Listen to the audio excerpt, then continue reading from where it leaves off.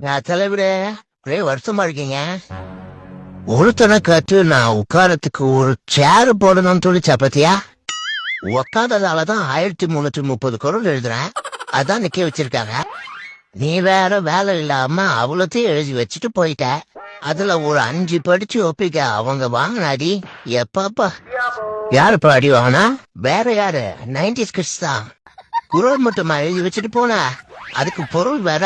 அத படிச்சு மனப்பாடம் பண்றதுக்குள்ள தலையே சுற்றிடும். சரி, திருக்குறள் பொருள் இது கூட பரவாயில்ல. அந்த குரல்ல ஒரு வார்த்தை 2ஆ பிரிஞ்சு முதல் லைன்ல பாதியும் 2வது லைன்ல பாதியும் புரியாத மாதிரியே யோசிச்சு பாரு. பார்க்கும்போது மயக்கம் வரும். நல்ல வேலை பேப்பர் பேன் அதை இல்லாத போதே இவ்வளோத்தையும் எழுதி வச்சிருக்கீங்க. இதுல பேப்பர் பேனா கிடைச்சிருந்தா என் மாதிரியோ